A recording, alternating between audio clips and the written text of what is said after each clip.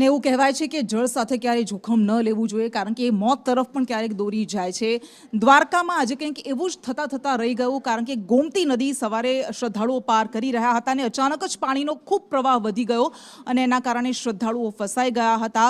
જોકે ત્યારબાદ શ્રદ્ધાળુઓને બીજા કાંઠે લઈ જવામાં આવ્યા, પરંતુ અહીંયા તંત્રના નિર્ણય પર પણ રોષ ઠલવવામાં આવી રહ્યો છે.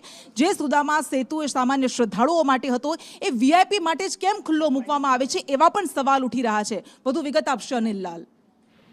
જી ક્રિષ્ના, ચોક્કસથી જણાવીશ કે આજે વહેલી સવારે 8 વાગ્યા જ્યારે સમય થયો હતો ત્યારે યાત્રિકો જે રાજકોટથી આવેલા હતા એ ભગવાન દ્વારકાધીશના દર્શન કરીને જે ગોમતી સ્નાન કરે છે, તો આજે ગોમતી નદીમાં જે પાણી ઓછા હતા ને એમને સામે કિનારે પણ પંચનંદ તીર્થ છે ત્યાં દર્શન કરવા હતા અને ત્યાં દરિયા કિનારે પણ જે આનંદની પળો ગુજારવા માટે ગયા હતા. તો હાલમાં સુદામા સેતુ છે તે સુદામા સેતુ વીઆઈપીઓ માટે જ્યારે જરૂર હોય છે ત્યારે ખોલવામાં આવે છે, પણ આવા શ્રદ્ધાળુઓ છે તેમને માટે જવા માટેનો હાલ ઘણા સમય ત્યાં બંધ હોય છે. તો ખાસ કરીને જે યાત્રિકો હાલની તકમાં પણ જે ગોમતીમાં પાણી ઓછા હોય છે ત્યારે પાણીની અંદરથી પસાર થાય છે અને રિટર્નમાં પાણી જ્યારે ચડતા હોય છે તો એમને ખ્યાલ નથી હોતો કે આ ભરતી અને ઓરતી આ દરિયામાંથી પાણી આવતું હોય છે. તો યાત્રિકો જ્યારે ખ્યાલ નથી હોતો અને સામે કિનારે જતા હોય છે અને આવામાં પછી ફસાઈ જાય છે, ત્યારે ક્યાંક ને ક્યાંક આજે તો જે દ્વારકાના એસડીએમ છે તેમને ધ્યાને આવતા જ આ પ્રશ્નને તાત્કાલિક સોલ્વ કરીને સુદામા સેતુથી 3-3, 4-4 લોકોને લઈ આવી અને યાત્રિકોને હેમખેમ પસાર થઈને અહીં પાછા આવી ગયા છે. તો ખાસ કરીને